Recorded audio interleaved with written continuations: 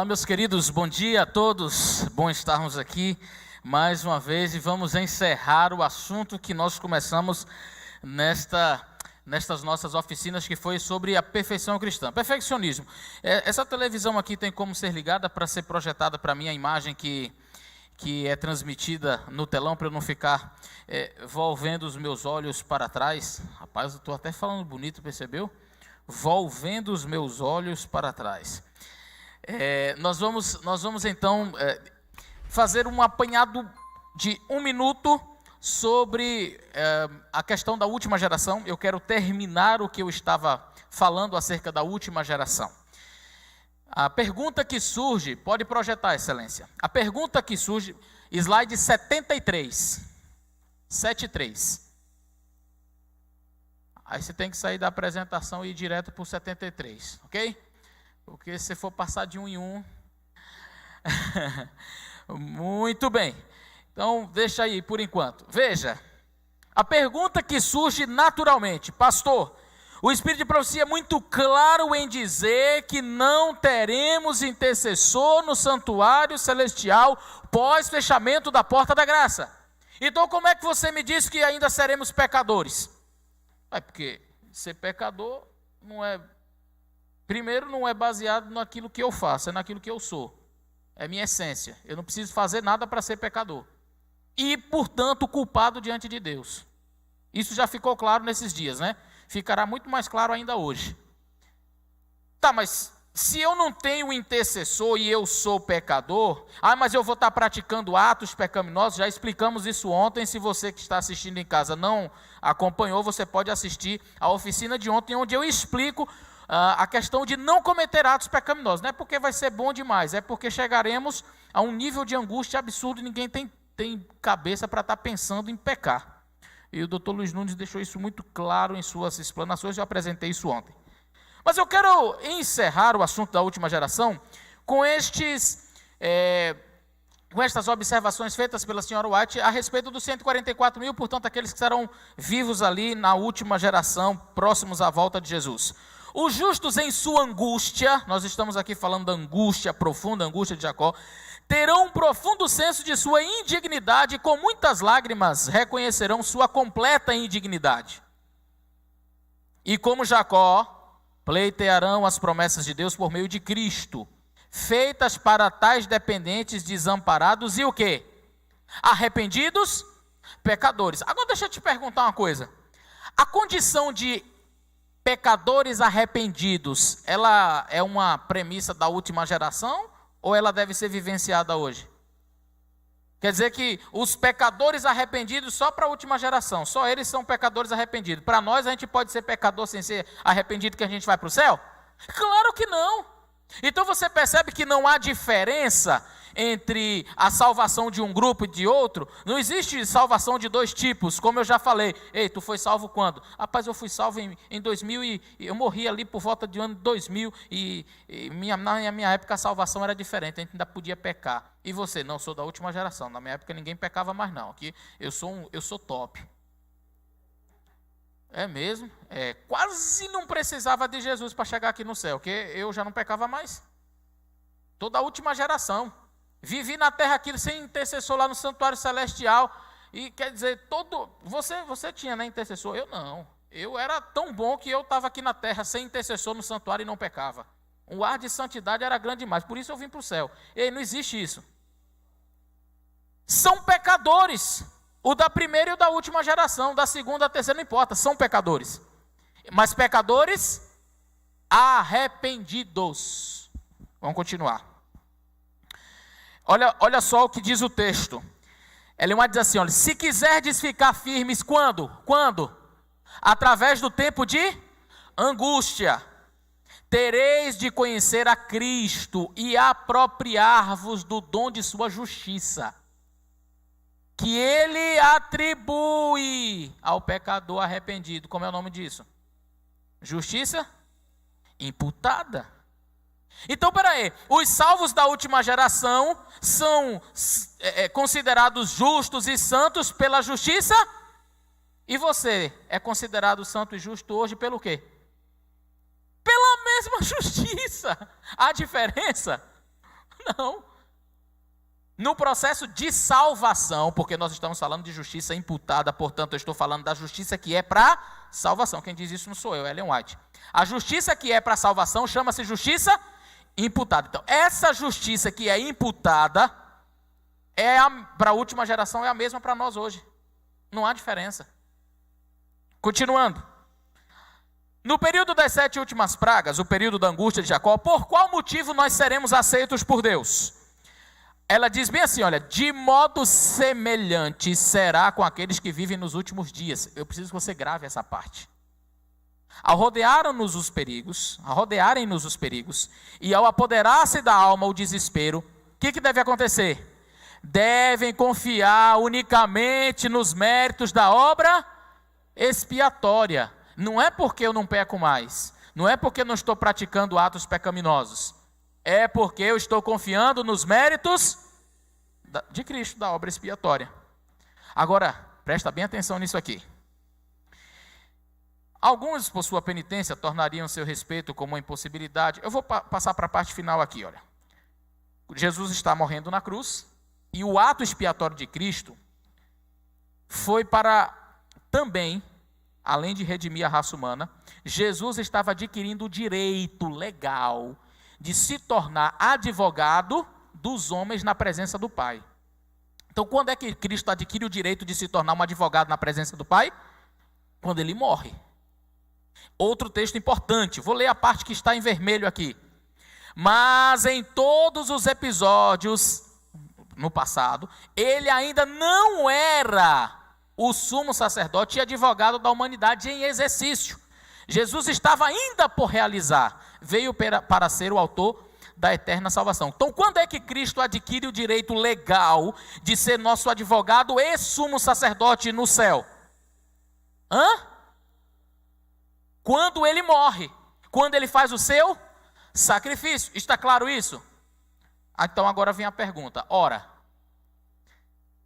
se Jesus ainda não era efetivamente advogado da raça humana e sumo sacerdote dela no Antigo Testamento, se ele não era o nosso sumo sacerdote em exercício, como é que Arão e os demais sumos sacerdotes compareciam na imediata presença visível de Deus, diante da Shekinah, sem um mediador? Cristo não era ainda mediador, não era advogado, não era sumo sacerdote. Como é que Arão e os demais sacerdotes apareciam diante da visível presença de Deus, sem um mediador? Não se esqueça que Jesus, quando encarnado, foi que ele adquiriu esse direito. Como cheque pré-datado, o cordeiro foi morto antes, mas efetivamente ainda não tinha morrido. Então Jesus ainda não era intercessor. Jesus ainda não estava a interceder pelo ser humano no céu. Quando é que isso passa a acontecer? Pós a sua morte. Eles matavam o cordeirinho acreditando no cordeiro que viria. Sabe como é que nós chamamos isso, irmã? Fé prospectiva. Eles acreditavam que o cordeiro viria. Era uma promessa. Mas o cordeiro ainda não tinha vindo. Tinha vindo pela fé. Agora, Ellen White diz, semelhantemente os 144 mil também comparecerão diante do Deus sem um mediador efetivo, pois Cristo terá concluído o seu trabalho no santuário celestial. Mas através de uma fé retrospectiva, eles apresentarão a Deus os méritos da expiação de Cristo, como está escrito no Patriarcas e Profetas. Ela diz, de modo semelhante. Assim como no Antigo Testamento, eles não tinham mediador, mas se apresentavam diante do Deus vivo. Da mesma forma, olha como é o texto, é claro, semelhante modo será com aqueles que vivem nos últimos dias. Ao rodearem-nos os perigos, ao apoderar-se da alma o desespero, devem confiar unicamente nos méritos da obra expiatória. Então, olha que coisa simples. No Antigo Testamento, eles não tinham Jesus para interceder, eles não tinham sumo sacerdote, eles não tinham advogado, mas apresentavam-se diante de Deus. Através de uma fé prospectiva, eles projetavam no futuro, eles sabiam que Jesus viria e que morreria. E os salvos na última geração, Jesus também não está mais no santuário celestial, no lugar santíssimo, encerrou-se a obra, mas os salvos da última geração podem ir à presença de Deus? Sim, através de uma fé retrospectiva. Ele já veio.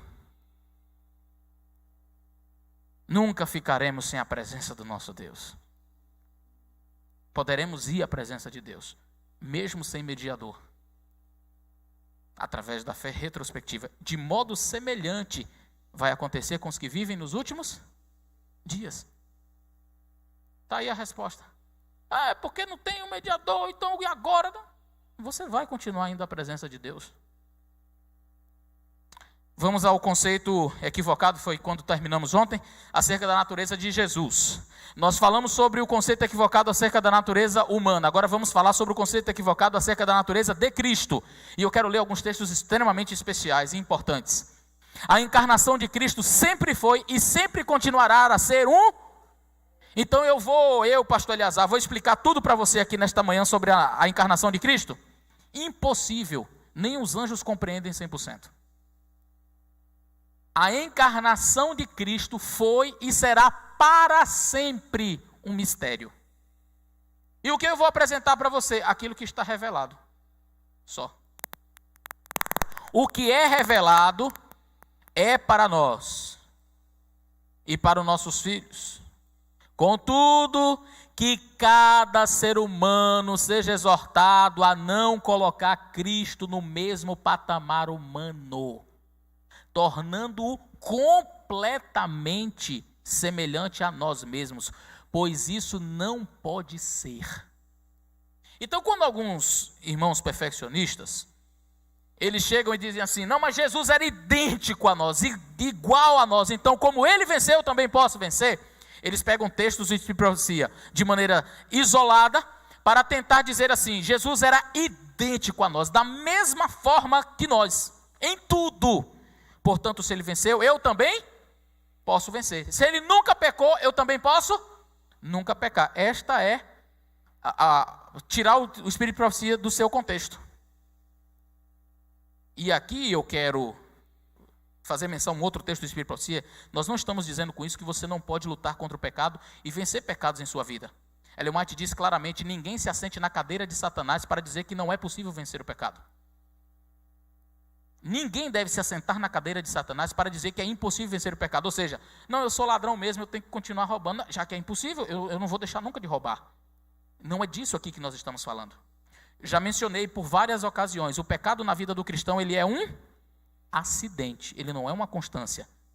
Isso aqui que nós estamos apresentando não é uma desculpa para você viver na prática do pecado, até porque nós temos as duas justiças, a imputada e a comunicada. Eu não posso me esquecer da comunicada.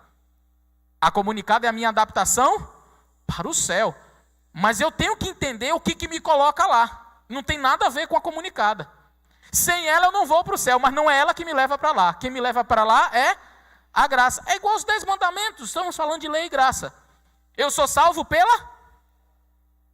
Mas a desobediência à lei me tira do céu. Obedecer à lei me leva para lá, mas a desobediência à lei me tira do céu. A justiça comunicada me leva para o céu? Não oferece nenhuma vírgula de mérito. Mas a desobediência, viver deliberadamente na prática do pecado me tira do céu. Então ficou claro que eu não posso colocar Jesus exatamente idêntico a nós? Vamos continuar. Cristo veio à terra tomando sobre si a humanidade. Revestiu-se e constituiu-se representante do homem para mostrar, no conflito com Satanás, que o homem, tal como Deus o criou, fala tal como ele caiu ou como ele o criou, como Deus o criou. Então, peraí, quando o homem foi criado, ele tinha tendência para o pecado?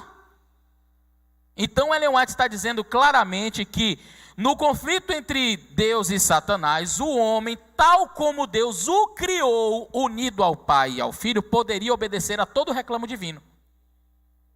Mas Ellen White mesma vai dizer, tornou-se isto impossível quando ele caiu. Eu li esse texto ontem. Quando ele caiu, tornou-se impossível obedecer perfeitamente à lei de Deus. Porque a lei de Deus foi feita para seres santos, e o homem deixou de ser santo. Está claro? Ellen White diz no Desejar Todas as Nações, página 72, foi Cristo o único ser livre de pecado que já existiu na terra. Todavia viveu por quase 30 anos entre os ímpios e os habitantes de Nazaré. Só faço uma pergunta. Por quê? Porque ele foi o único que nasceu, do dia que nasceu até o dia que morreu, ele não teve pecado. Porque nenhum outro ser humano conseguiu essa proeza.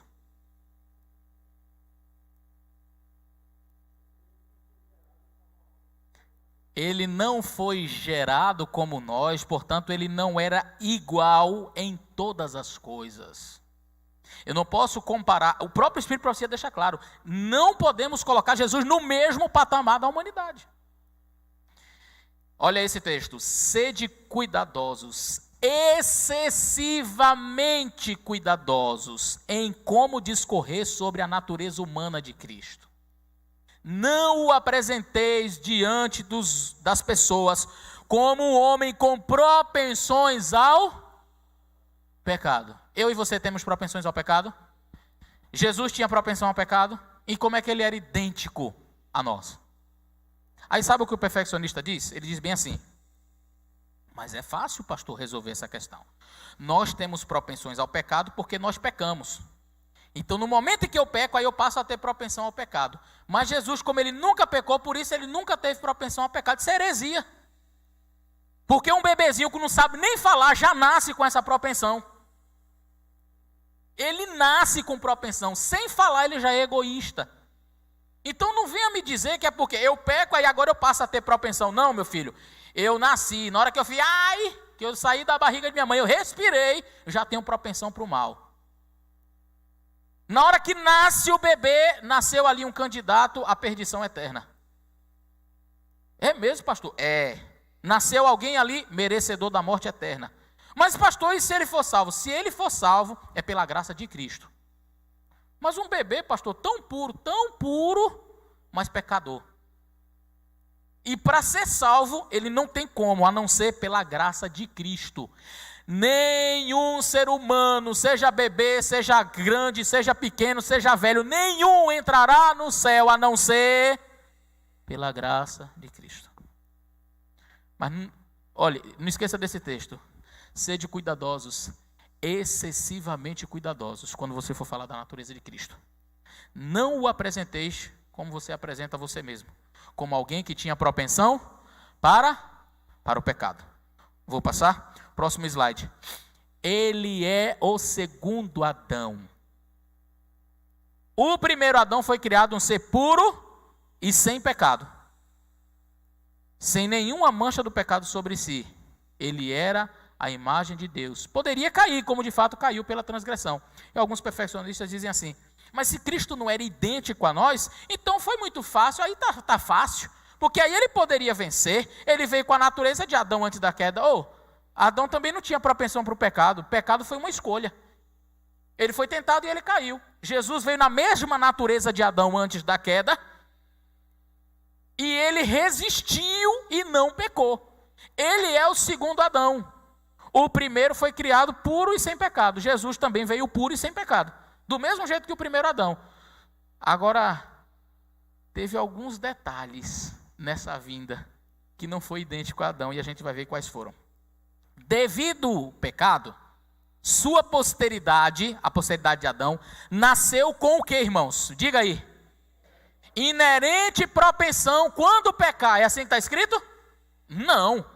Diz que a raça descendente de Adão nasceu com inerente propensão para a desobediência. Diz que você precisa pecar para então você ter propensões ao pecado? Não, diz que você nasceu, você já vem à existência, sua posteridade nasceu. Não esqueça, não deturpe o texto. Nasceu com inerente propensão. Se Cristo nasce idêntico a nós, então ele teria que ter inerente propensão. Mas ele não tinha, ela disse que ele não tinha propensão. O próprio mas, conjunção adversativa, mas Jesus era o unigênito Filho de Deus, ele não era idêntico. Ele era semelhante. Veio em semelhança de carne pecaminosa, diz o livro de Romanos. Tomou sobre si a natureza humana, foi tentado em todos os pontos que a natureza humana poderia ser tentada. Jesus poderia ter pecado, como uma escolha, como Adão escolheu pecar. Poderia ter caído, mas nem por um momento houve nele, o texto fala pecado? Não, o texto diz o quê? Nem por um momento houve nele propensão para o mal. Não é nem o mal em si, é a propensão para o mal, que eu e você já nascemos, de acordo com o texto, com ela. Estamos falando de natureza de Cristo. Eu não vejo, para mim é tão claro como um rio puro da água da vida. Eu não sei como pessoas conseguem deturpar o Espírito de profecia a ponto de dizer que não. Jesus era igualzinho. Tudo igual, tudo. Nunca, de forma alguma, deixeis a mais leve impressão, diz o texto, sobre as mentes humanas de que a mancha ou a inclinação para a corrupção permaneceram sobre Cristo, ou que ele de algum modo tenha cedido à corrupção. Ele não tinha nem a inclinação para a corrupção e nem cedeu à corrupção. Ah, pastor, então não era fácil? Não era fácil Jesus assim vir com a natureza de Adão antes da queda? Estava muito fácil. Seria fácil se ele viesse no Éden, na perfeição do Éden, com tudo bom. E por isso que eu disse que ele não era, eu falei isso em dias anteriores, eu repeti agora, ele não era exatamente igual a Adão antes da queda, mas também não era exatamente igual a nós depois da queda. Eu disse que Jesus era um espécime único. Vamos falar de debilidades inocentes e propensões pecaminosas. Está aí o quadro. Vamos chamar de debilidades inocentes os resultados do pecado. Na teologia nós falamos sobre infectado ou afetado. Jesus foi afetado pelo pecado, mas não infectado por ele. Então deixa eu fazer uma pergunta para você. Sentir dor é pecado? Mas é resultado do pecado. Sentir frio é pecado? Não, mas é resultado do pecado. Sentir sede, sentir fome, sentir cansaço é pecado? Não, mas é resultado do pecado. Então vamos chamar estes resultados do pecado de debilidades inocentes. Agora, propensões pecaminosas é a tendência para o pecado. Então vamos lá. Adão antes da queda, ele tinha debilidades inocentes? Ele sentia cansaço, ele sentia frio, calor, dor, antes do pecado? E não, então Adão não tinha debilidades inocentes. Adão tinha propensão para o pecado antes da queda? Também não. Então Adão não tinha nem debilidades inocentes e nem propensões pecaminosas. Depois da queda, Adão ele passou a ter debilidades inocentes? Dor, frio, cansaço, sofrimento? Sim. Adão passou também a ter propensões pecaminosas? Sim. Agora vamos tratar de Jesus. Jesus tinha as debilidades inocentes? Ele tinha dor, ele sentia frio, fome, sede, cansaço. Ele tinha propensões pecaminosas? Não. Percebe que Jesus era exatamente como Adão antes da queda em sua natureza, em seu caráter? Não tinha propensões pecaminosas, mas ele era como nós em tudo no que diz respeito às debilidades inocentes. Jesus não veio com 4 metros de altura no jardim do Éden. Ele veio como nós, na nossa carne, não na carne de Adão. Ellen White disse que já teria sido humilhação suficiente se ele viesse como um anjo. Mas ele assumiu a nossa natureza, e não assumiu a nossa natureza, e aqui a gente tem que entender bem o Espírito de profecia, porque ora Ellen White está falando a expressão natureza como uma referência à nossa carne, e ora ela está falando de natureza com referência ao caráter.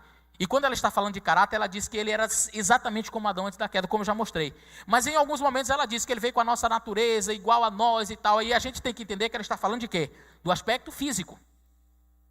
Então, quando nós olhamos para Jesus, se Jesus viesse como Adão antes da queda em tudo, com 4 metros, perfeito, natureza perfeita, não, deserto não quero sentir fome, não quero sentir dor, não quero sentir tristeza. Eu vim mostrar que Adão poderia vencer, mas eu quero lutar no mesmo terreno que Adão lutou.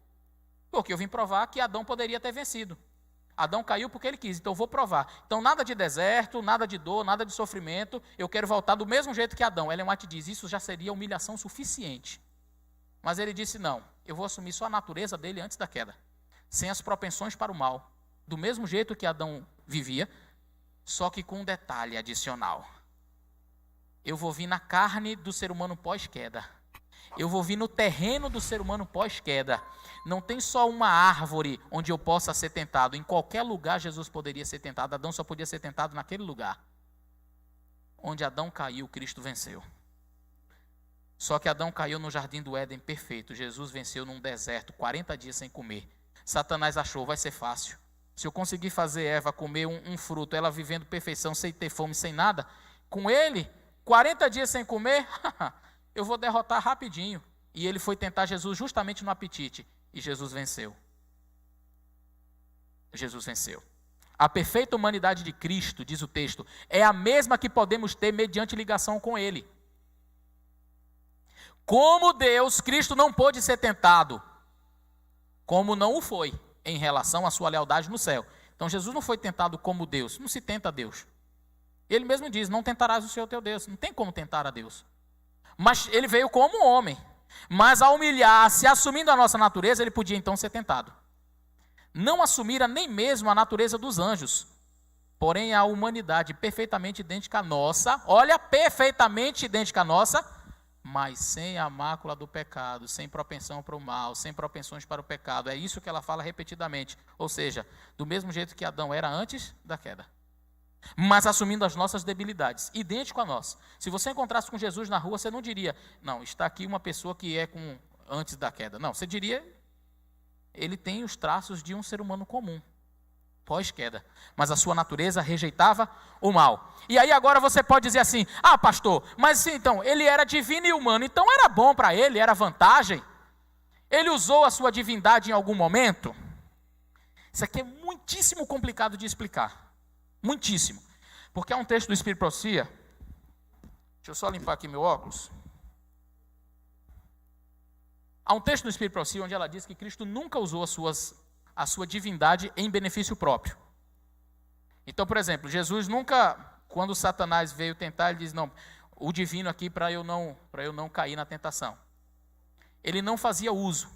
Entretanto, intrínseca à sua própria natureza, porque não tem como você diferenciar, eu já disse, é um mistério, mas estava fundida as duas naturezas, a humana e a divina ali. Como isso aconteceu? Não sei. Mas se fosse só a parte humana, ele não venceria. E pastor, o senhor não está pregando heresia não? Não, olha o texto. Unicamente a natureza humana de Cristo nunca poderia ter suportado esse teste da tentação. Mas o seu poder, não está falando do poder do Pai, está falando do poder dele, que você não tem. Você não tem um próprio poder que possa vencer a tentação, você tem que contar com o poder extra. Jesus contava com o poder dele. Mas o seu poder divino, combinado com a natureza humana, ganhou vitória infinita em favor do homem. Aí você diz, mas aí isso é desvantagem. Você considere como foi, eu só louvo a Deus porque ele tinha o poder divino e humano nele mesmo. Porque ele tinha esse poder divino que, atrelado à sua natureza humana, fez com que ele fosse vencedor. Se alguém acha que isso é vantagem, pode achar o que você quiser. A única coisa que faço é agradecer a Deus porque ele venceu. Aí você diz assim, mas e ele beber? Isso aqui é uma coisa espetacular. Porque Adão nunca foi tentado como bebezinho. Se você encontrasse Adão um dia depois do seu nascimento, da sua criação. Adão, você tem quantos anos? Desse tamanhão aí todo? Eu tenho 2 dias de vida. Hã? É porque Adão não passou pelo nascimento. Só que quando Cristo veio, ele também não veio assim, grandão, adulto, e com as suas capacidades mentais humanas, de 100%. Ele veio aprender a andar, cair, levantar, e Maria segurando a mãozinha dele, vamos andar. Jesus, ele veio como criança. Agora deixa eu fazer uma pergunta para você. Você acha que Satanás deu descanso a Jesus mesmo bebê? Nenhum dia sequer Satanás tentou ele apelava. Porque uma coisa é você tentar Adão, outra coisa é você tentar uma criança de 2 anos que não sabe o que é certo e o que é errado.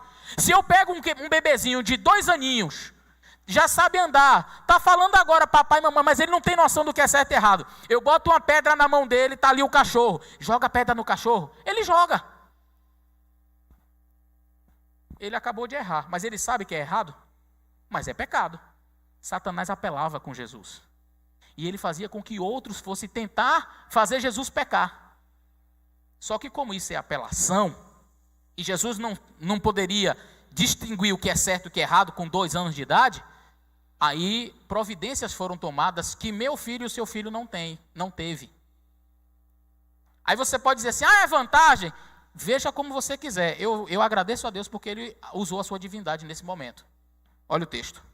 Ninguém, contemplando o semblante infantil, brilhando de animação, diria que Cristo era exatamente como as outras crianças. Você olhava e dizia, não, ele é igual às outras crianças. Ele era igual. Ele era Deus em carne humana.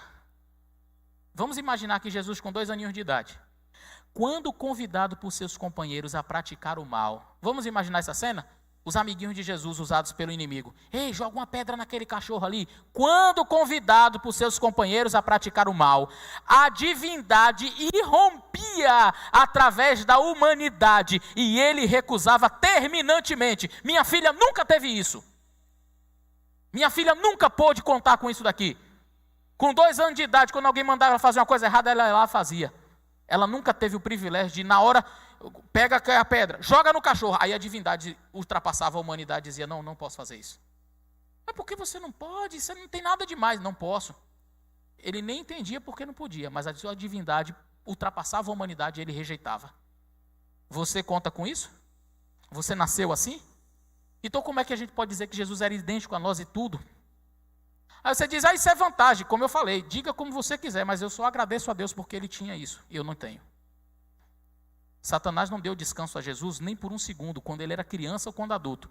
Quando adulto, era fácil, mas e quando criança, que ele não tinha discernimento? Foi necessário. Há um outro texto de Ellen White, eu retirei uns 60 slides para terminar a nossa explanação hoje, onde Ellen White diz claramente que os anjos de Deus amparavam Jesus em sua infância.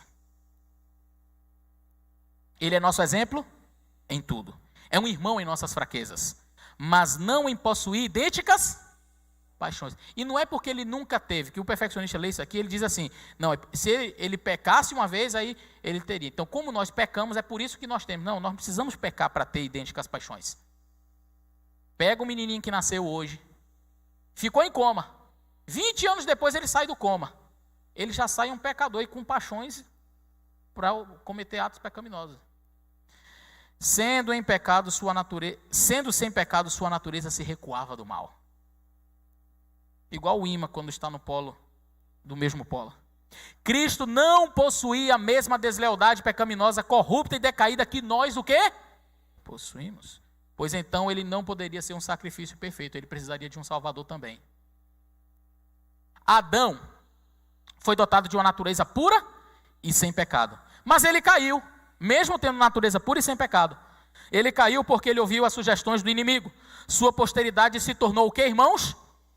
Depravada. Pela desobediência de um homem, muitos foram feitos pecadores. Espera aí. Então, Adão, ele pecou e a sua descendência se tornou depravada. Se Cristo vem igualzinho, eu tenho que dizer que Jesus também ele tinha então uma natureza depravada. Isso é uma heresia sem tamanho. Próximo texto. Cristo é chamado segundo Adão. Esse texto aqui eu mostrei para uma irmã uma vez. Ela disse assim, mentira, esse texto não existe. Eu peguei o original e mostrei para ela, em inglês. Eu tenho essa revista original dela. Cristo é chamado segundo Adão. Em pureza e santidade, unido com Deus e amado por Deus, Cristo começou onde o primeiro Adão começou. Não diz onde o primeiro Adão caiu.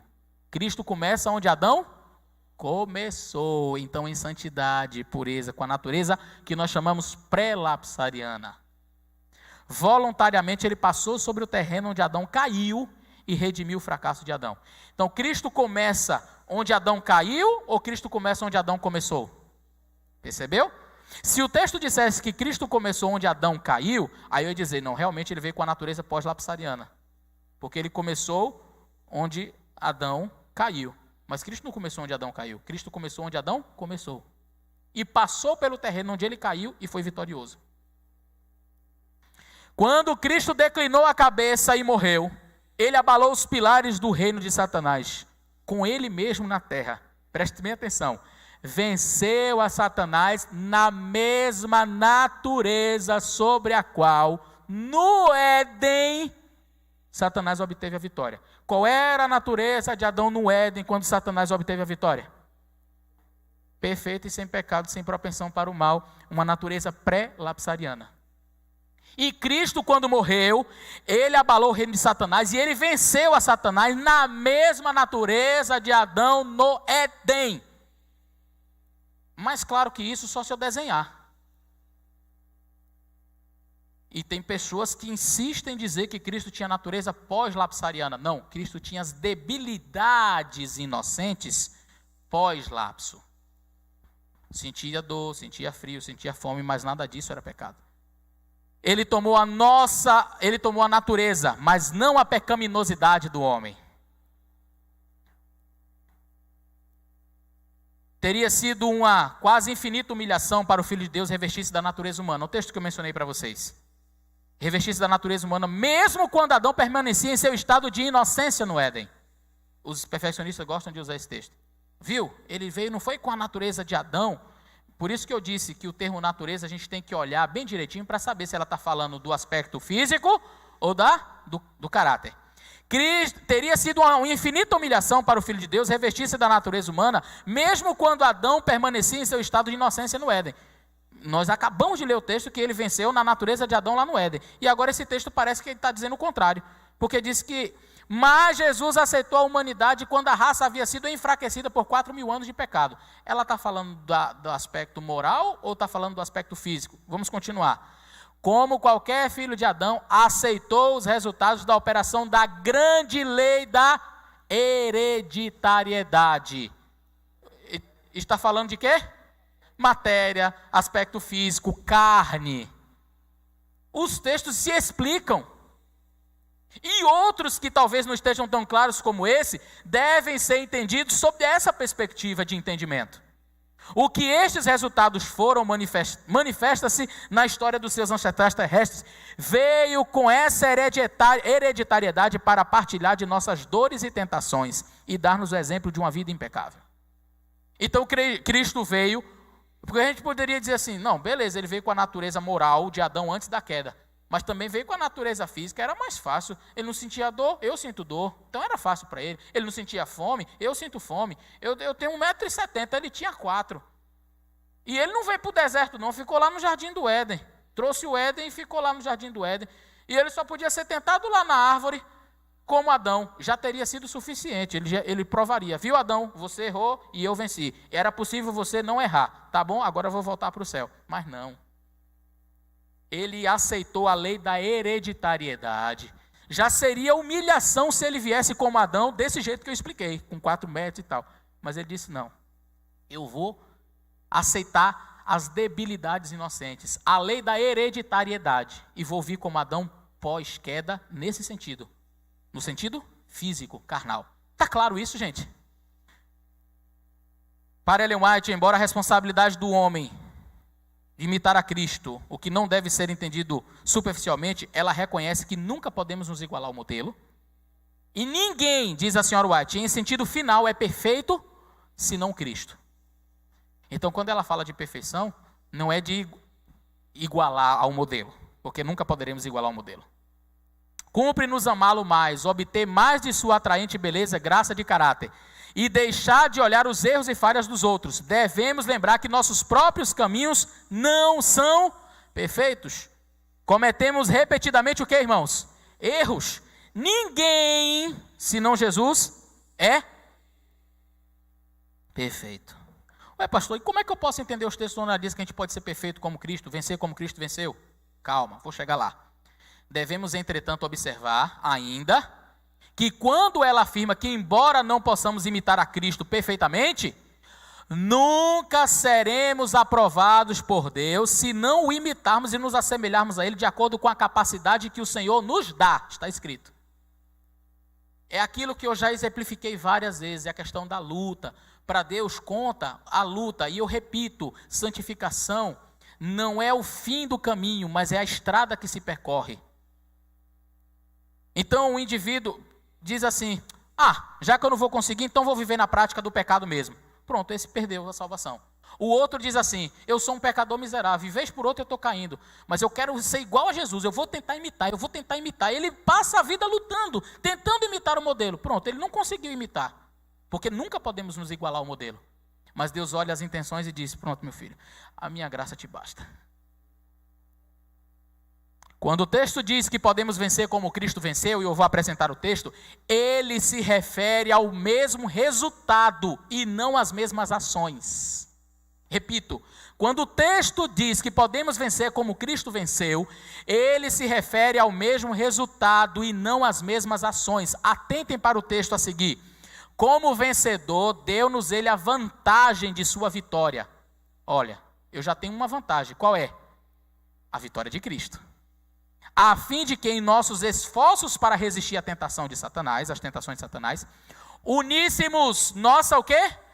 Então, eu entro no processo apresentando diante de Deus o quê? Senhor, está aqui a minha parte. O que você tem para me dar aí? Minha fraqueza. Uníssemos nossa fraqueza à sua força, a nossa desvalia aos seus méritos. Percebe? Como é que eu entro? Vamos imaginar aqui, vamos fazer uma sociedade. Como é o seu nome, meu irmão? Irmão Antônio. Vamos fazer uma sociedade, irmão Antônio. Aí o irmão Antônio diz, beleza, Eleazar, vamos fazer um posto de gasolina. Eu e você somos sócios. Aí o irmão Antônio diz, tá bom, Eleazar, eu vou entrar com 100 mil reais. E você? Rapaz, eu vou entrar com 50 mil de dívida. Aí, irmão Antônio, mas que sociedade é essa? Eu entro com o dinheiro e você entra com a dívida? É isso que Jesus fez. Eu vou unir a minha fraqueza com a força dele. A minha desvalia com os méritos dele. Você entendeu? No processo de santificação, a minha parte aí, eu entro sempre no negativo e ele entra com o positivo. E sustidos por seu poder perdurável, sob forte tentação, podemos resistir em seu nome todo-poderoso e vencer como ele venceu. Pelos méritos dele, pela força dele, pelo poder dele. A lei de Deus é a única norma verdadeira de perfeição moral. Essa lei foi praticamente exemplificada na vida de... O contexto está falando de quem? De Cristo. Ele diz de si mesmo, Jesus falando de si mesmo, tenho guardado os mandamentos de meu Pai. Aí Ellen White conclui dizendo assim, nada menos que esta obediência satisfará as exigências da palavra de Deus. Aí o perfeccionista diz, está vendo? Que você tem que ser perfeito como Cristo foi, porque nada menos que... Gente, o próprio texto está explicando. A lei foi a única norma moral. E Cristo praticamente exemplificou em sua vida isto. Ele diz de si mesmo, o contexto está falando de Cristo, ele diz de si mesmo, eu tenho guardado os mandamentos do meu Pai. E aí ela termina dizendo, nada menos que esta obediência. A de quem? A de Cristo, irmão, não é a tua não. Satisfará as exigências da palavra de Deus. Porque a tua, vamos lembrar? Nossa justiça é o quê? Trapo de imundície. E o que é justiça? Obediência à lei. Ela diz, livre, fé e obras. Justiça, obediência à lei. Nada do que... E a minha justiça é trapo de imundícia. Então como é que eu vou ser salvo? Então não é pela minha obediência. É pela obediência de Cristo. Não é pelo que você faz, é pelo que Ele fez. Não é pelas suas obras, é pelas obras dele. Sentimos-nos tristes quando vemos professos cristãos desviarem-se pela falsa e fascinante teoria de que são o quê? Perfeitos. Sabe por quê? Porque é muito difícil desenganá-los e levá-los ao caminho reto. Coisa mais difícil do mundo é você convencer um perfeccionista de que ele está errado. Sabe por quê? Ele imagina assim, eu fui crescendo, cheguei até aqui, não posso voltar atrás. Ele se considera mais santo do que você. Por quê? Porque você ainda não é vegetariano. Porque você ainda come isso, porque você ainda bebe isso, porque você ainda... Então, o nível, o patamar dele, ele está sempre observando as obras. Ele nunca está olhando para o caráter de Cristo. Então, ele sempre enxerga o outro como aquém, como abaixo. Perfeição significa nunca pecar? Esta é a última parte do nosso seminário. Como é que Ellen White define perfeição? Vamos lá? Esse texto aqui é um checkmate. Esse slide que eu vou apresentar é um checkmate para a teoria do perfeccionismo. E a concepção perfeccionista da vida cristã. Por quê? Eu vou apresentar para vocês agora o próximo slide. Quando nos revestimos da justiça de Cristo. O que é isso? Revestir-se da justiça de Cristo. Não, deixa eu voltar. Porque o perfeccionista, ele diz assim, tudo posso naquele que me fortalece. Pega o texto fora do contexto, já mencionei isso ontem, para dizer assim, se eu posso tudo, eu posso viver sem pecar. Por quê? Agora você não pode sozinho. Mas se você tiver Cristo na sua vida, então você não peca nunca. Porque Cristo está trabalhando em você. Você está revestido de Cristo, então você não peca. Isso seria muito bom. Seria ótimo se fosse assim, 100% assim, fácil assim, né? Eu tenho Cristo, não peco. Olha o texto. Quando nos revestimos da justiça de Cristo, Cristo chegou e me perdoou. Lembra que justificação e perdão são uma só e a mesma coisa. Lembra que eu li esse texto anteontem? Justificação e santificação, uma só e a mesma coisa. Quando nos revestimos da justiça de Cristo, ou seja, quando nós somos perdoados, nós estamos revestidos de Cristo, Cristo está trabalhando em mim. Não temos nenhum prazer no pecado, pois Cristo estará trabalhando conosco. Pronto! Cristo está trabalhando conosco, não é isso que o perfeccionista diz? E por isso eu não peco? Mas aí o texto não termina aí. Ellen White diz o quê? Poderemos cometer erros. Oh, mas Cristo não está em mim? Poderemos cometer erros, mas odiaremos o pecado que causou o sofrimento no Filho de Deus. Eu até posso errar, eu vou odiar o pecado. Sabe o que é isso aqui? Eu vejo Paulo aqui. O bem que eu quero, como disse o pastor Gilberto Tais, eu não faço. O mal que eu não quero, eu faço. Eu esmurro o meu corpo, reduzo a escravidão. Porque querendo pregar aos outros, eu não quero ser encontrado em falta. Mesmo você revestido da justiça de Cristo, ainda pode cometer erros. Perfeição é nunca errar? Não. Perfeição não é nunca errar. Essa é uma visão equivocada do que é perfeição. Pastor, e se uma pessoa comete, ele é um justo a vida inteira, está ali, mas ele comete um pecado. Aí na última hora ele morreu, e agora? Morreu perdido. Morreu perdido? Vamos ver o texto? Vamos ver o texto. Ellen White diz assim: vê se há mudança no caráter, nos hábitos e também nas atividades. Será claro e positivo o contraste entre o que foram e o que são. O caráter de uma pessoa se revela não por boas ou más ações ocasionais, mas pela tendência das palavras e atos costumeiros. Então você não vai ser julgado diante de Deus pelo deslize que você cometeu. Você cometeu o deslize, pede perdão. Mas é pela a vida inteira com Jesus. O cara é traficante o ano todo, chega no dia das crianças, dá bola para as crianças, dá brinquedo, ali está um justo. Não. Agora o cristão, lutando contra o pecado a vida inteira, aí ele cometeu um deslize, está perdido. Parece um Deus sentado no trono, olhando, checando, cadê? Opa, deslizou, mata. Deslizou também, mata. Eu não conheço um Deus assim. Todos nós estaríamos perdidos. Todos nós estaríamos perdidos. Mas a graça de Deus é tão boa que Ele não nos julga por ações, o que, irmãos? Ocasionais, mas por uma vida inteira. Louvado seja o nome do Senhor. É por isso que eu nunca digo, quando a pessoa morre, aí alguém diz assim, não, pastor, morreu, e ele... Nunca diga que morreu, morreu perdido. Ninguém sabe os últimos momentos de uma pessoa. Agora, perfeição cristã. Na mentalidade do perfeccionista, a perfeição é assim. Eu vou deixando de pecado, deixa esse pecado, deixa esse outro pecado. Vou deixando os pecados, vou deixando, até chegar na última geração. Aí lá é a geração top. Ali é os bam. Geração top. Então, na mentalidade deles, é assim, você vai galgando, eu vou mostrar uma ilustração que representa isso. Mas o texto diz assim, olha, a germinação da semente representa o início da vida espiritual. E o desenvolvimento da planta é uma bela figura do crescimento cristão. Mas o perfeccionista, ele pensa que é assim. Ele vai crescendo, até chegar à perfeição. Está mostrando isso aí para o pessoal ver lá em casa? Pronto. Mas Ellen White não vê desse jeito aí, não. Olha como ela apresenta, veja o texto. Nossa vida pode ser perfeita em cada fase do desenvolvimento. Gente, perfeição não é completude de acordo com a Bíblia e com o Espírito de Profecia. Paulo diz, não julgo que tenha alcançado ou que já seja perfeito. Lá em Filipenses ele diz isso. Não julgue, ele repete, que eu tenha alcançado ou que eu seja perfeito. Mas uma coisa eu faço, eu prossigo para o alvo, para o prêmio da soberana vocação. 2 versos à frente, Paulo diz assim, agora nós que já somos perfeitos. Ué, Paulo, tu acabou de dizer que não era perfeito, agora está dizendo que é perfeito. É que perfeição não é o destino que você chega, mas o caminho que você percorre. Nossa vida pode ser perfeita em cada fase do desenvolvimento. Então, percebe? Aí ela diz assim, contudo haverá progresso contínuo. Se a ideia de perfeição fosse de completude, se está cheio o copo aqui, está cheio de água, tem como eu botar mais água aqui? Não vai derramar, porque já está cheio. Perfeição não é completude. Contudo, haverá progresso contínuo, e se o propósito de Deus for cumprir em nós, a santificação é obra de uma vida toda. Então, na cabeça dos profetas, na mentalidade bíblica, na mentalidade do Espírito de Profecia, a perfeição é isso aqui. Ele se batizou. Conhece isso da palavra de Deus? Essa imagem que você está vendo aí. Ele conhece isso aí da palavra de Deus.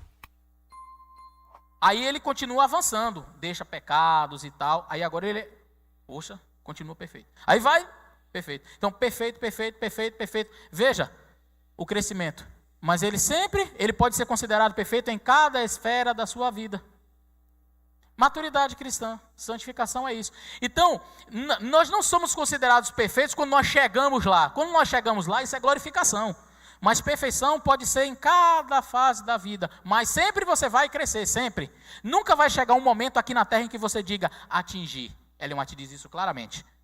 O que é justiça imputada? Isaías responde. Isaías diz, regozijar-me-ei no Senhor, muito no Senhor. A minha alma se alegrará no meu Deus, porque o quê? Me vestiu de roupas de salvação, cobriu-me com um manto de justiça.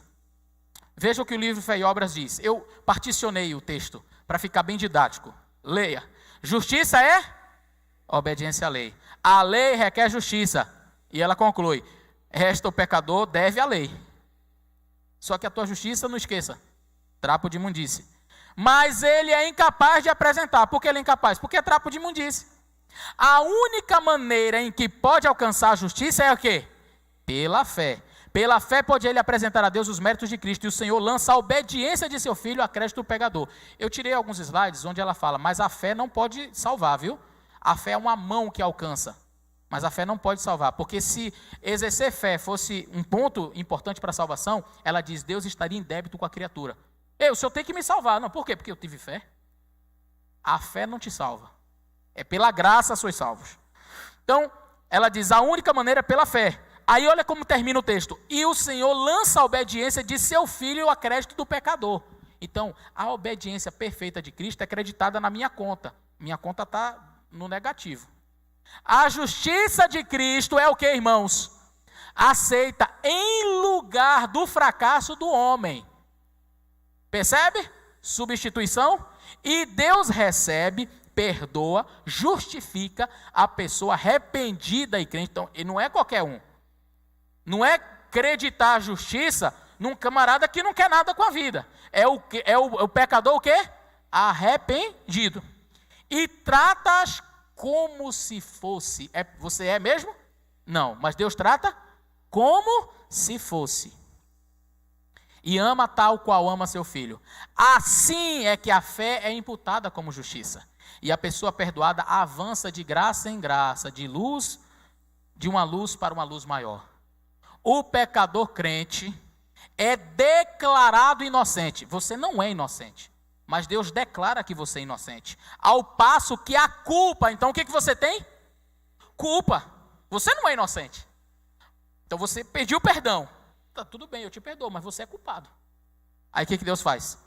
A culpa é colocada sobre Jesus Cristo. A justiça de Cristo é posta na conta do devedor. E ao lado do seu nome, na folha do balanço, escreve-se, perdoado, vida eterna. Sabe o que Deus faz mais, gente? O Senhor imputa ao crente a justiça de Cristo. E perante o universo, o pronuncia justo. Você já pensou? Você veio para cá hoje, irmão Antônio, aí você pediu perdão pelos seus pecados, Deus brada para o universo inteiro, declara para o universo todo, Ele é justo. Não é porque nós somos, porque o texto continua, transfere seus pecados para Jesus. Então você tem pecado, eu tenho pecados, mas eles são transferidos no momento em que eu me arrependo, eles são transferidos para Cristo, o representante substituto e penhor do pecador. Sobre Cristo coloca ele a iniquidade de todo aquele que crê. Como é o processo? Substituição. É claro, irmãos. Repito, mais claro que isso aqui só se fizer um desenho. Aí o Pai olha para nós. Eu confessei o meu pecado, colocou a justiça de Cristo sobre nós. Aí o Pai olha para nós. O Pai não vê vosso caráter defeituoso, diz o texto. Mas vos olha revestidos da minha perfeição. De quem é a perfeição? Nunca esqueça isso. Você nunca será 100% perfeito. Para você ser 100% perfeito, você tem que estar revestido da perfeição de... Então não é a sua perfeição, é a dele. Nem um pouquinho, pastor Gilberto. Nem um pouquinho.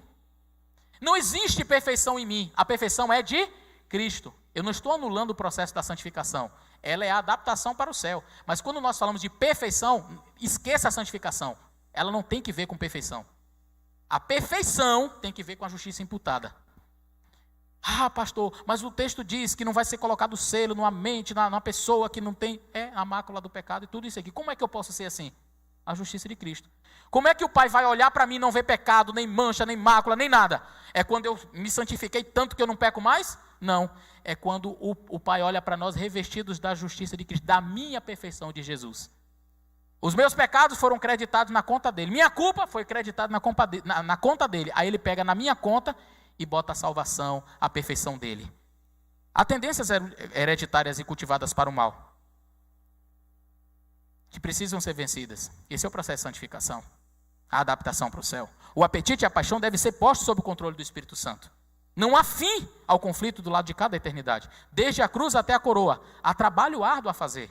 Há luta contra o pecado natural, há guerra contra o mal. Mas não é essa guerra e não é esta luta que me torna melhor. Ao contrário, eu sempre estarei ruim, sempre estarei devendo. Quais são as conclusões que nós chegamos então acerca da natureza de Cristo? O seu sofrimento foi de uma profundidade proporcional à dignidade de sua pessoa. Então Cristo sofreu proporcionalmente à divindade. Proporcionalmente digno de sua pessoa, ele era Deus em carne. E o seu caráter imaculado e exaltado. Suportar a uma prova mais cerrada e mais severa do que jamais seriam impostas ao homem. Você nunca vai ser tentado como Cristo foi. Com Cristo, a inimizade era, em certo sentido, natural. A inimizade com o pecado era natural. Para nós, não. A gente quer o pecado. A parte mais embaixo aqui. E nunca se desenvolveu uma inimizade a ponto tão notável como quando Cristo se tornou habitante da terra. Nunca houve uma inimizade. Nem como Adão perfeito havia uma inimizade tão grande do pecado como foi com Cristo. Termino com esta frase. Não é uma frase inspirada não, tá? Mas eu gosto dela. Diz assim: a perfeição não é alcançada quando há nada a ser incluído, mas sim quando não há mais nada a ser retirado. Que Deus abençoe você.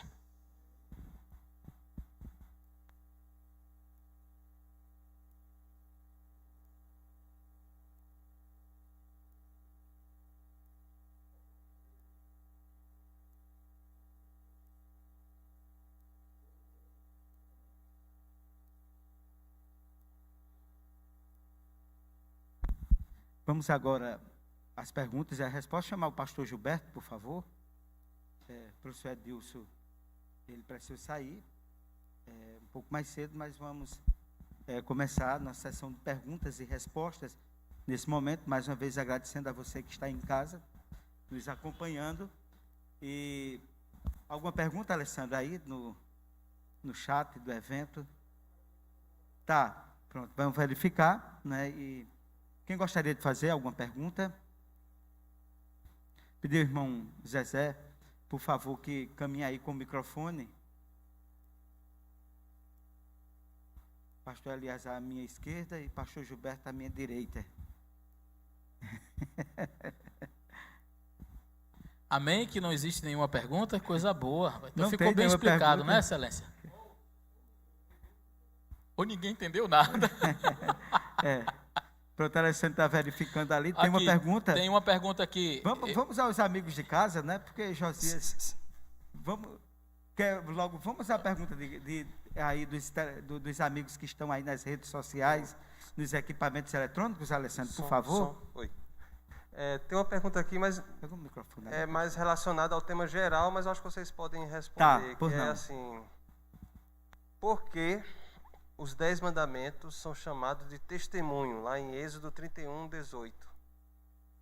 Foi tirado no pau ímpar, então foi escolhido o pastor Gilberto. Entendeu a pergunta aí? Por que os 10 mandamentos são chamados de testemunho? Êxodo 31, 18.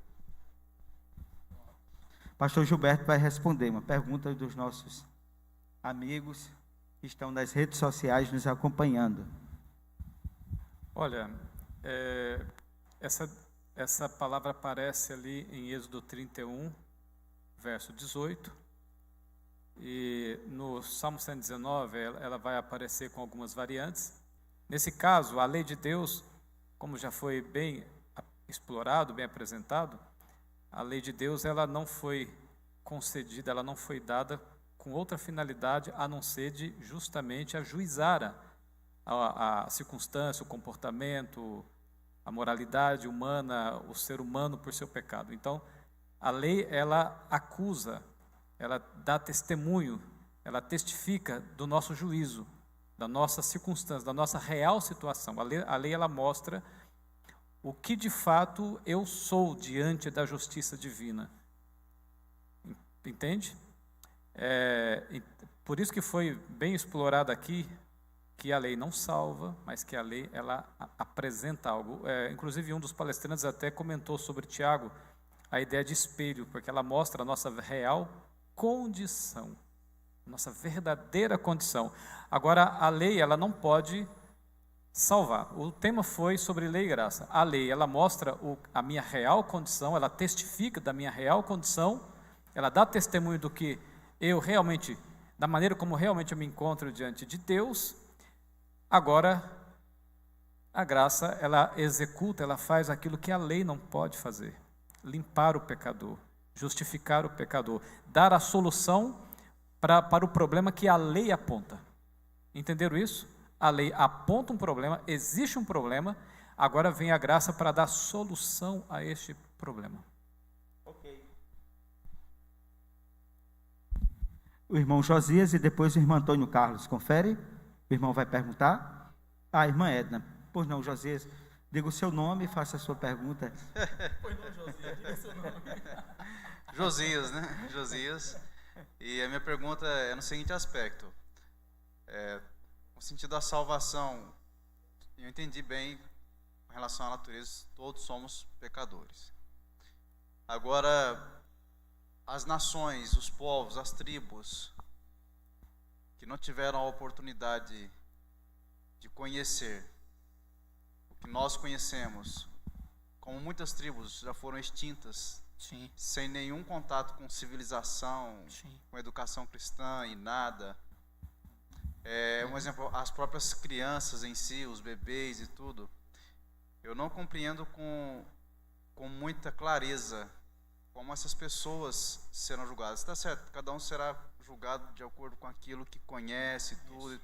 Só que eu gostaria que, se for possível, esclarecer um pouco isso. Eu não sei se foi o pastor Gilberto ou se foi o Pastor Eliezer vai responder. Ele já se armou aqui para responder. Já pegou a Bíblia, o Espírito de Profecia.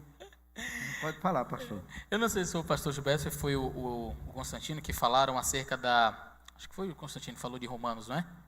Acerca de todos nós seremos julgados pela lei, seja uma lei expressa na pedra ou aquela invisível impressa no coração, que chegou a todos os seres humanos, inclusive os gentios, aqueles que nunca tiveram contato com a palavra de Deus. Sempre houve. A gente vê isso quando Paulo chega num lugar lá e aí de repente tem um altar. Esse aqui é o quê? Não, altar Deus desconhecido. Aí Paulo diz, vou aproveitar para falar desse Deus desconhecido. Eles tinham aquela visão, existe algo a mais. Existe. Então, olha o que diz Romanos capítulo 1. Porque do céu se manifesta a ira de Deus sobre toda impiedade e injustiça dos homens que detêm a verdade em injustiça. Porquanto o que de Deus se pode conhecer, verso 19, nele se manifesta, porque Deus lhe manifestou. Porque as suas coisas invisíveis, desde a criação do mundo, tanto o seu eterno poder, como a sua divindade, se entendem e claramente se veem pelas coisas que estão criadas, para que fiquem inesculpáveis diante do Senhor. Então aqui ele fala, mais aqui no livro de Romanos ainda, ele fala tanto de judeus como de gentios. Paulo trabalha a questão da questão da lei. Então, você pode perceber a divindade em quê? Não tem aqui, os 10 mandamentos na pedra. Sim, mas Deus ele revelou a sua lei, não só através da pedra. Você pode ter um pálido vislumbre da divindade na natureza. Ele fala que Deus, das coisas invisíveis, nas coisas visíveis, da sua criação. E ele fez tudo isso para que o homem fosse indesculpável. É claro, a quem muito é dado, muito será cobrado. Então, em última instância, há pessoas que terão um julgamento mais preciso, com maiores detalhes, né? Uma pessoa que conhece, um adventista do sétimo dia, que conhece os reclamos divinos para si, ele vai ser julgado de acordo com aquilo que ele recebeu. Um índio que morreu no ano 1300 depois de Cristo, Portugal nem sonhava em chegar aqui. Ele não teve o conhecimento que você e eu temos, mas naquilo que Deus permitiu ele conhecer, ele será julgado. Tá Sumé, o pai Sumé, que não deixa a gente mentir, né, excelência? É um assunto muito Tem interessante, viu? uma recomendação de um livro, não quero atrapalhar, mas já Não. atrapalhando, é o livro O Fator Melquisedeque, de Dom Richardson, e o livro O Totem da Paz, também de Dom Richardson, que poderá nos ajudar a entender muito bem esse entendimento sobre o comportamento dos índios e como Deus entende o processo histórico, cultural e de resgate desse povo através de uma outra visão. Ok, pastor Gilberto, tem alguma coisa a acrescentar nesse ponto? Não tem a da irmã Edna agora. Irmã, fique em pé, diga o seu nome e faça sua pergunta. Chegar o microfone, porque o pessoal de casa, né, nossos amigos de casa Talvez também podem nos acompanhar. Meu nome é Edna, né?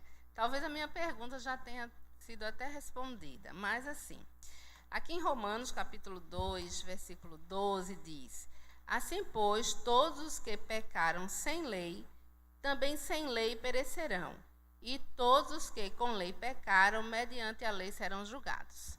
Então, aquelas pessoas que não tiveram conhecimento da lei de Deus, mas que são pecadores, eles vão ser julgados também. E aqueles que tiveram, também terão os julgamentos. E todos serão condenados pelo texto bíblico, é isso? Pastor Eliasar ou pastor Gilberto? Pastor Gilberto? Ok. Paulo, ele fala daqueles que tiveram conhecimento da lei, mas ele também diz que, embora haja aqueles que não tiveram conhecimento da lei, mas há uma lei que fala ao seu interior. Se eu não estiver enganado, eu acho que foi o Constantino que até fez menção de que determinadas leis, elas não precisam ser notoriamente conhecidas para serem entendidas. Então, por exemplo, quando você diz assim, não matarás, até numa tribo indígena, mesmo não tendo lido sobre os 10 mandamentos, eles entendem isso. Eles compreendem na cultura deles, na limitação deles, mas eles entendem que existe uma limitação quanto à ideia de matar. Não é relativo para eles. A não ser em legítima defesa, por exemplo. Em outras culturas, a mesma coisa. Então, Paulo ele retrata uma lei que fala ao interior. É como se ela tivesse sido escrita já no coração. Então, de forma generalizada, todos serão julgados por algo, de acordo com a luz que brilhou em suas consciências, que é inteligente. Pastor Eliasar, alguma coisa a acrescentar? Que o senhor abriu a Bíblia e... Tudo bem, então mais uma pergunta ali dos nossos internautas, né? Uma pergunta Vamos aqui, lá? Alessandro, pode ser o porta-voz. Tem que ser, né? Poderiam explicar melhor por que nossa dívida é considerada infinita e, devido a isso, o preço a ser pago teria que ser infinito também? Pastor Eliasar. Quando a Bíblia fala do salário do pecado é a morte, não está falando dessa morte somente aqui. Porque essa morte é considerada por Cristo como um sono. Ele tratou essa morte, esse descanso, como um sono. Eu li um texto ontem do Espírito Profecia que diz que nós herdamos de Adão a culpa e a morte. E a Bíblia diz isso. Por um homem entrou o pecado no mundo e pelo pecado, a morte. Assim a morte passou a quantos? Todos pecaram. Aqui nós não estamos falando só da morte física nesse sentido simplório, que a Bíblia reconhece como um sono, mas está falando aqui da morte eterna. Porque o pecado provoca a ruptura total, e não precisa de 2, basta 1. Provoca uma ruptura total entre o ser humano e Deus. Você pecou, você merece simplesmente deixar de existir. Deixar de existir. E nunca mais voltar à existência. Mas Deus, no seu infinito amor, na sua infinita graça, diz: eu não quero que eles deixem de existir para sempre, eu quero tê-los perto de mim. Então eu vou pagar um preço que é infinito. No meu canal Fala Sério Pastor, teve uma jovenzinha de 5 anos, a menina tem uma pergunta, rapaz, chegou para mim e disse: pastor, por que Jesus não pagou numa loja, com dinheiro, pelo sacrifício do homem, para nos resgatar? Eu travei na pergunta do meu. Fala sério, pastor, como é que pode? Por que ele não pagou com dinheiro? Eu tive que tentar explicar para ela exatamente esse processo, de que quando nós pecamos, nós criamos uma barreira que simplesmente não dá para mensurar. Quando você comete você é pecador, pronto, você merece simplesmente não existir mais.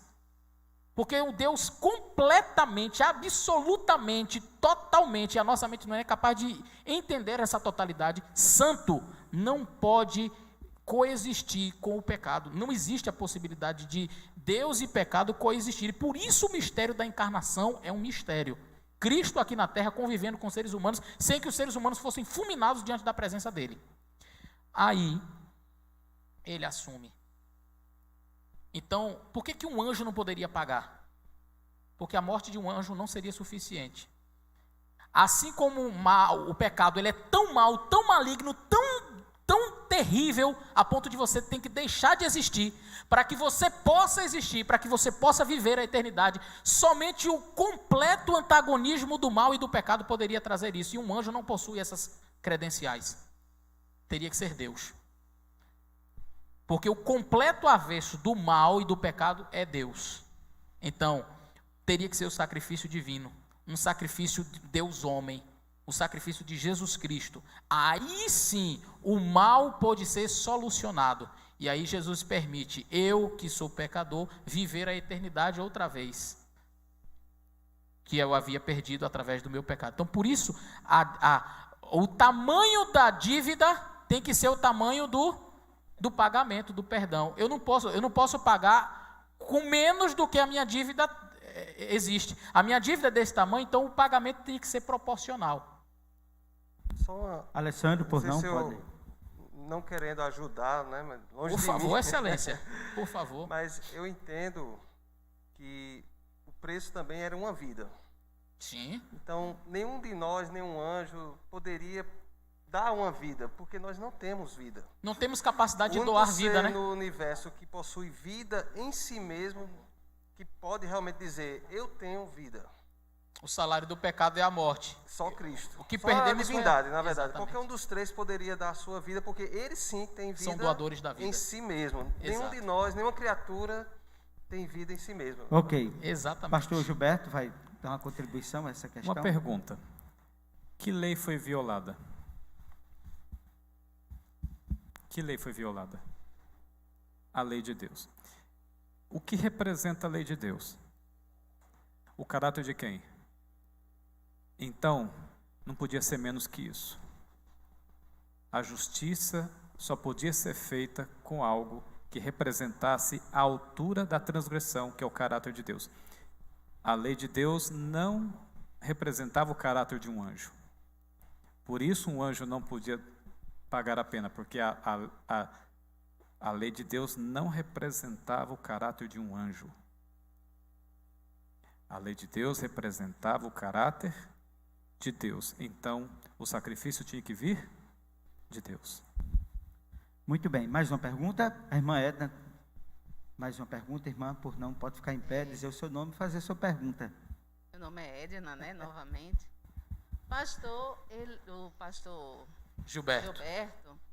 Ele falou na questão da sacudidura, mas não teve tempo para falar um pouco mais. Não deixaram eu falar, irmão. Justamente. Então, uma pergunta. Brincadeira, viu? Pastor, eu já ouvi muito falar e sempre se diz, olha, a igreja de Deus é uma igreja militante. E como é uma igreja militante, ela tem assim, eu, né, dentro dela, que tenho meus defeitos e tantos, mas ela será uma igreja triunfante. Eu pergunto, antes da volta de Jesus, haverá um processo que se fala do reavivamento, reforma e sacudidura. Eu gostaria de saber se essa igreja, quando ela for sacudida, a igreja, o remanescente, será finalmente triunfante ou ainda não? E esses processos ocorrerão do reavivamento, reforma e sacudidura. Como é que eles vão acontecer? Primeiro é o reavivamento traz reforma, primeiro é a sacudidura. Como será? Vou sentar aqui e deixar de pé. Ok, existe uma divergência no tocante à sequência desses eventos. E A divergência reza justamente no que introduz esses eventos. Alguns acreditam que o que vai introduzir os eventos é a lei dominical. Tipo, a lei dominical, em consequência da perseguição, é que haverá então o despertamento e a chuva serôdia. Há um outro pensamento que diz assim, que o que vai introduzir esses eventos vai ser a chuva serôdia.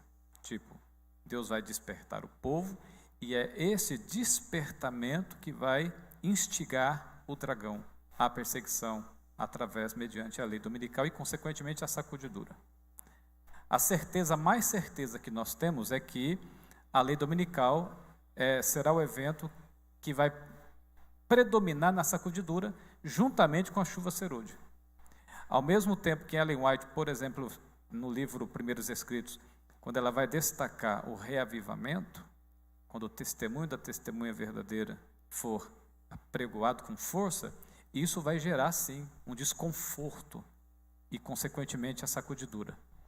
E, ao mesmo tempo, ela também vai dizer que a lei dominical vai ser um evento que vai dar a intensidade que tanto aguardamos do ponto de vista profético para a sacudidura. Porque aqueles que não foram transformados pela mensagem do terceiro anjo, eles vão aderir para o lado mais popular e fácil nesse conflito. Bom, é difícil precisar. Há bons argumentos de ambos os lados no que vai dar início a esses últimos eventos. Mas, independente de qual dessas introduções, qual dessas duas situações, independente de qualquer uma das duas, os eventos vão seguir mais ou menos essa projeção do reavivamento, o despertamento, consequentemente a sacudidura, o alto clamor, que será um impulso após a chuva serôdia, o princípio de dores, que é as primeiras perseguições, não é? Porque com o alto clamor, todos vão ter consciência suficiente, mínima, para tomar as suas decisões. Haverá uma sacudidura não apenas no movimento remanescente, a sacudidura também vai alcançar todo o mundo, unindo todos os sinceros entre aqueles que guardam os mandamentos de Deus e têm o testemunho de Jesus. Então, quando todos tiverem tomado a sua decisão, a porta da graça se fecha. Por que a porta da graça se fecha? Ela não se fecha porque tinha data marcada. Ela se fecha porque não há mais ninguém para ser convertido nessa circunstância. E como não há mais ninguém, para que a porta da graça permanecerá aberta? Não faz sentido, não é? Inclusive, Ellen White foi indagada sobre isto. E ela disse assim: mesmo que Deus ainda desse uma segunda chance, ela não seria aproveitada. Querendo dizer que não havia mais ninguém, nesse contexto do fechamento da porta da graça, não há mais ninguém que pudesse ser alcançada pela voz do Espírito, atendendo positivamente a voz do Espírito. Então, por isso que a porta se fecha, porque todos tomaram a sua decisão, aí se cumpre o que diz Apocalipse, capítulo 22. Continue o justo fazendo justiça, e o injusto na prática da injustiça. Ok. Mais uma pergunta? Ali o irmão, por favor. Acho que ele quer falar. Só um acréscimo aqui, pastor Eleazar. Eu vejo dentro dessa proposta que o pastor Gilberto colocou, várias razões para uma sacudidura. Eu não vejo como um elemento único. Isso aqui provoca a sacudidura, porque dentro do Espírito Profecia, como ele mencionou, ela menciona, uma hora ela chega e diz assim, pela introdução de falsas teorias e tal, virá sacudidura. Então, peraí. Então vai provocar essa introdução de falsas teorias. Aí, mas no outro texto ela chega e menciona esse outro aspecto que o pastor Gilberto falou. Deixa eu lembrar o texto aqui agora. Pela introdução de falsas teorias, o testemunho da testemunha fiel e verdadeira também provocará, ela disse, provocará a sacudidura. No livro Grande Conflito ela diz, ao aproximar-se a tempestade ali é decreto dominical. Uma classe numerosa que tem professado fé na mensagem do terceiro anjo, mas que não tem sido santificada pela obediência à verdade, abandonarão suas posições passando para as fileiras do adversário. ela chega a dizer mais à frente, nesse mesmo texto, que eles se uniram ao mundo e participaram dos seus encantos, chegam a ver a coisa sob quase a mesma luz, e quando vier a prova, estão aptos a escolher o lado fácil e popular. Eram homens de maneira e intelecto agradáveis, que antes haviam se regozijado na verdade, mas que agora empregam suas forças para transviar as almas. E ela diz, tornar-se-ão os piores inimigos dos seus antigos irmãos. Então eu vejo dentro dessa proposta que o pastor Gilberto apresentou, fatores múltiplos que vão provocar essa sacudidura. E aí eu tenho a mesma visão dele, de que vai seguir essa linha aí, mais ou menos. É bem verdade, e nisso eu acho que você também concorda comigo, que alguns desses eventos são praticamente simultâneos. Então não tem como a gente traçar uma cronologia e dizer assim, é exatamente assim, até porque está um negócio à frente ainda. Eu acredito que alguns desses eventos, mas seguindo mais ou menos essa ordem aqui, eles ocorrerão assim praticamente simultaneamente. E as coisas serão muito abreviadas. Exato. Muito bem, irmão. Meu querido, seu nome e sua pergunta? Meu nome é Heleno e eu sou do Catolé. Eu tinha uma dúvida sobre a fé, e agora no final eu vim entender. Você falou que a fé não salva. A fé é um meio de recebimento que me possibilita receber a graça, correto? E então, sobre as obras, ontem eu perguntei a Gilberto e ficou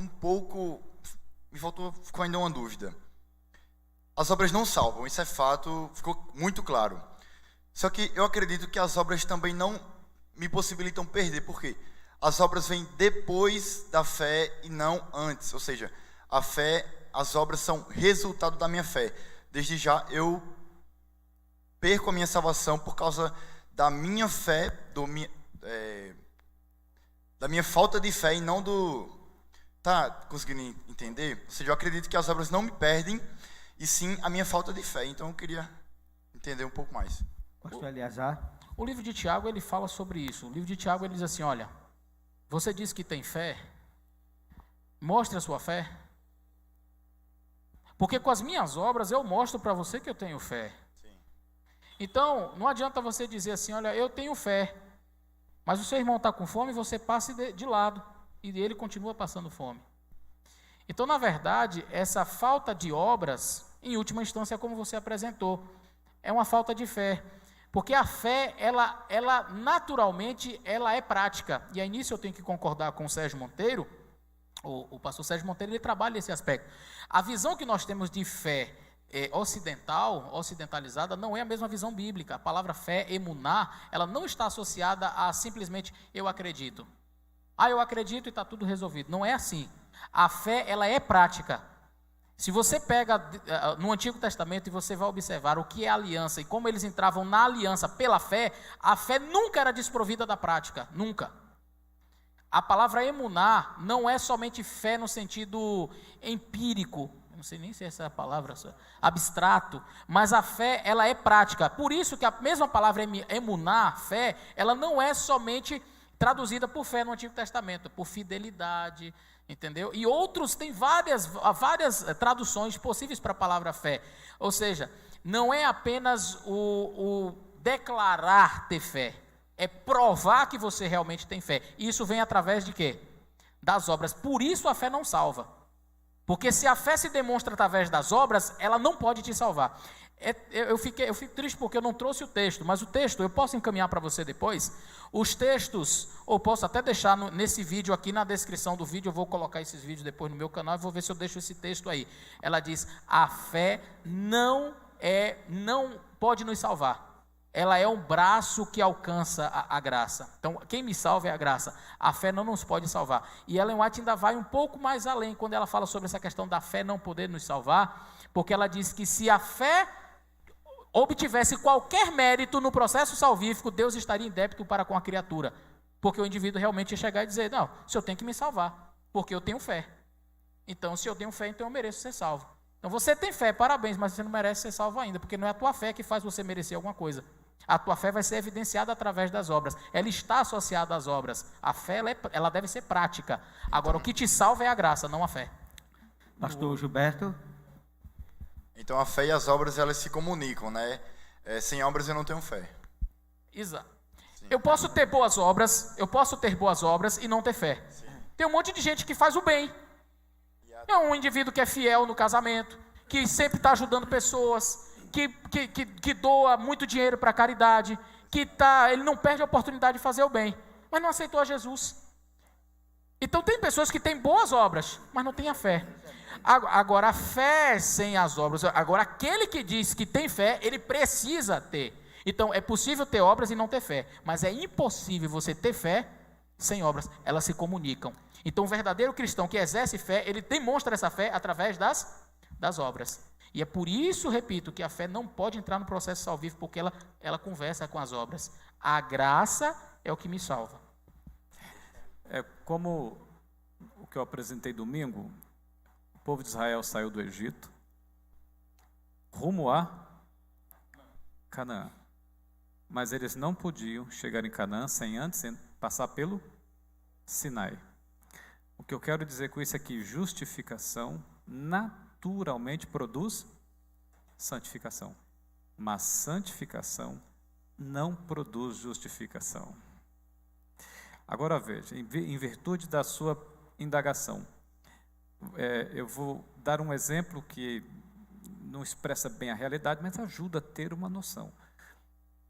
Você se envolve com uma moça. A moça morre de amores por você, extremamente apaixonada por você, morre por tua causa. Você é tudo para ela. Ele está sorrindo ali, de graça. Aí a moça, então, ela quer se casar com você de tanta paixão, de tanto amor que ela tem por você. Ela vai se casar com você por causa do amor que ela sente ou pelas regras, as boas regras do casamento? Qual a pergunta? Ele ficou tão... Eleazar me desconcentrou, cara. Ele estava muito apaixonado. Não, Eleazar estava que brincando não, aqui. Ele cara. idealizou. nem conseguiu saber a pergunta. Qual a pergunta mesmo? Ele já estava lembrando, pensando quem era essa Estava mulher. no mundo rapaz. da lua. Então essa moça, Não, Eleazar estava brincando. essa moça que lhe ama tanto, ela aceita se casar contigo, mas ela vai se casar porque ela lhe ama, pelo amor que tem por você, ou porque pela paixão que ela tem pelas regras do casamento? Porque ela me ama. Porque ela lhe ama. Sim. Todavia, se você falar assim para ela, eu vou casar com você, mas eu vou continuar vivendo a vida de solteiro, mesmo lhe amando tanto, o que você acha que ela vai dizer para você? Então, por que com Deus precisa ser diferente? Percebe? Por isso Jesus disse, se me amais, ele não disse para ser salvo, para somar ponto no céu, para você ter moral comigo. Ele não está dizendo, ele está dizendo, se me ama, guardarei os meus mandamentos. É isto. Ok, terminou. Obrigado a todos e a todas. A você que está em casa também, o nosso agradecimento. E logo mais às 18h30, nós teremos o encerramento da nossa programação.